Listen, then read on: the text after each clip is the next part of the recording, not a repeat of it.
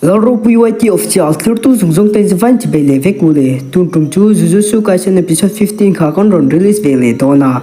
episode masalam len lo tan description link kan da renge chuan subscriber zungzong ten zvan chung kan lo ma chuan la subscribe lo te po kha mi lo subscribe del tur ka chom tak mi cheoni chuan pathian en remati chuan he aya video na le tha kan ron la da del dona ne ya kai to le Tokyo te po in elnan tanta an san chak boka a hmunom piano me Itadori group ming hi Tokyo ani Itadori chuan a thian te hne na chuan khoya nge omang cars boss te chu ti in a zot ngal chutian tan reng lai chuan Itadori thian te le ayo te do te chu an in tok hlol mai Itadori chuan ai te do chu ama chon ngal chutia Itadori an ama chon ta ka chuan a thian te chuan uncle san ngal Migami chuan Itadori chu ama chawin an he dona mi ti in a thian te chuan zolia Nobra chuan ngai ven ngai luang tin Migami chu a chang let wat Itadori ai te do te po an loi so sun sum zel bo hun masalama le leila maki chuan ai to do ma chon tur chu a lau khop mai Migami ma chon turin an tia ma se Migami chuan ama kha nai to do hi alo ne to lo ani Chuta maki chuan Itadorian machan rose antia Panda po chuan o Itadorian machan rose ama hi achak buka ti in aron fakve chiambo Migami chu achak lo lutuk ti in aron deu so zui Chuta Migami thinrim lutuk chuan nang poi ne dona mi antia Itadori chuan keiman kam machan don ti in athian te chu anem ve bo Itadori le ai to do po anin machon taran mai Chuta ai to do chuan nang ma khan min he lawang tin Itadori chu a nek tamya mai a force chu anangang ni tur ani aleng dor mai ani kha Chuta alupo a heimet ani ayo to do chu an thiam lo ta khop mai Itadori chu ron tho chuakin khoi kan thian that na kha tin ayo to do chu a han zot ngal ayo to do chuan eng thian that na nge thian tha ni la kan in swal do na mi tin aron chang let wat Itadori chuan tak tak in re to lo mo tin aron zot le a o ko re to lo tin aron chang le a ayo to do hi a lian boka a chak boka chu wang chuan yang nobora ten an hlau hi a mel han en reng reng po hian a chak om viau e Itadori chu chutia ayo to doyan ka thian poi ni lo ti asoi to ta ka chuan Itadori chu a thin rim khop mai ma se ti thedang ne hek lo le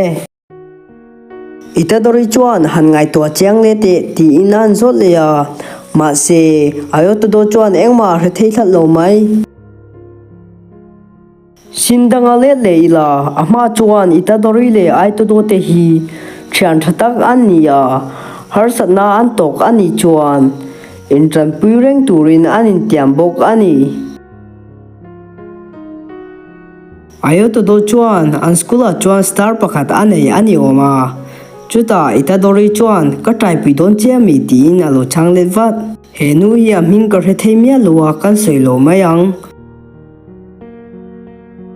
chutia Itadorian eng kim an sul nu zongzong asoi kim vek to ta ka chuan ayo to do chu atap ta achan chu thian thatak chan hi a hlu em wang ani momo ni simia le kokichi omate po phone call nan loin be mek bo until tumber chu Itadori tha hi ani maijen chuan Itadori chu alo ka reng mai ma se van nei tlak takin Itadori chuan alo pumpel thei hra me Chutia kaito timte chuan an hwal bet vek to ta ka chuan Itadori chu thingkunga chuan a zong kai hlol mai Norito si ka mo chuan van chaw tin ayo to do chu aron view le trucks ayo to do chuan Itadori ni na chuan ron chuk tharo kan swal le do na tin an chau phok le a Norote si ka mo chuan ayo to don he na chuan principal thu soi kha fereng ro ti in aron chamal mol chuta best of luck tin akal santa ni ayo to do chuan itadori chu in be puya asom le ya chuta itadori chu ron chho thawat turin an ril ngal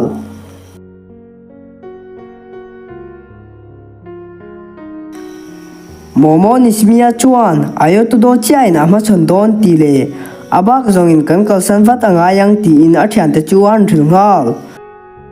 ani hi kai to ti mani chuta le anhan tan chia chu Tokyo student ten anin toklau mai kasumi miwa le maki migami le kokochi omate chu anin machon taran mai ani migami chuan kokochi oma chu engwanga itadori chu thatum nge ani ti na zot ngal ma se eng ma chana donglo migami chuan maki ni na chuan itadori hi than tumania ti na han thil le ya maki chuan karing thei thlo lo ti na lo chang let wat panda chuan yata le noboran he na chuan yuji itadori than tum thu le kaito principal chuan tha tura student te a foi por thu zong zong te chu asoi chuak veka nobora chuan chu thu chu engwanga soi wat lo nge ni tin panda chu azot ngal migami le maki te po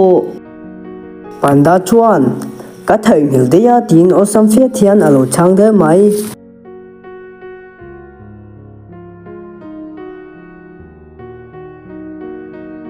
migami le maki te po kaito tim te bei turin anin ring taran mai maki chuan min ron zero tin migami chu akal santa ani panda chuan kan va chan don em ni itadori chu tin athian te chuan zot ngal achan chu itadori thi ai chuan ti ani nobora chuan aring lo na sakhar mai chuta mia kol ngal panda chuan i oilo chuan oilo mai ro tin nobora chu a han thil le ya chuta itadori chan turin uncle ta ani momo chuan itadori chu tha du lo ve viau ma se am principal an ati thata wangin atha nge angai don ani chutia ngai tua mek lai chuan panda le nobra chuan lo chukro thianu kan lo fiamang tin migami le kokichi oma chu an lo sol ve mek bok migami chuan ingam chuan local le la tin kokichi oma chu a han chho phok ngal kokichi oma pon asom na chu alo pom ve ngal bok ani itadori le aito do te po an lai swal reng mai itadori le aito do te po an lai swal reng mai in swal an thiam boka a mu nom phiane chuta itadori chuan thing le in vir pa in aito do chu aron pe ve ta thwa mai ayo to do po aleng dor mai ani kha itadori chuan aito do chu anek nangang ni turani kasumi miwa le maki te chuan an lo reve thei thlat mai ayo to do chu ate ringang ni turani maki chuan ke ni te hi eng tin nge kan chin fel don tin kasumi miwa chu han zota kasumi miwa chuan maki chuan chu itlom mai dona mi tin kasumi miwa chu an chau phok ngal scorer promoter an lo thlir mek ani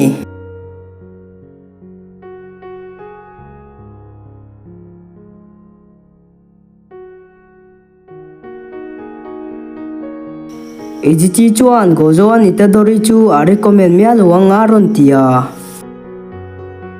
kasumi chuan maki hena chuan poisa du hnem ema wanga manmo taka poisa hlo chok wat turin ain tiam wang ani chuta maki nen chuan insual turin anin machon ve taran mai ayo to do chuan i technique mandan kha adik thlat lo mai ti in itadori chuan dule adikanga dule adik lowang tin achang let wat ayo to do chuan ka thian thaber ini kha ti ni itadori chuan i thian po kani lo tin alo chang let wat a oi to do chuan i thian thaber kani hi aron tilea ma se itadori chuan ini lo ti in ti chuan Jujutsu Kaisen episode 15 chu atop le ta ani video mu nom tak tak mu chun zom zel in du chuan min lo subscribe tin notification bell on ula like me pa in comment section lama ingai dan te ron thil ve thin don ania clear tu zong zong ten fine hun mang nuam vek ule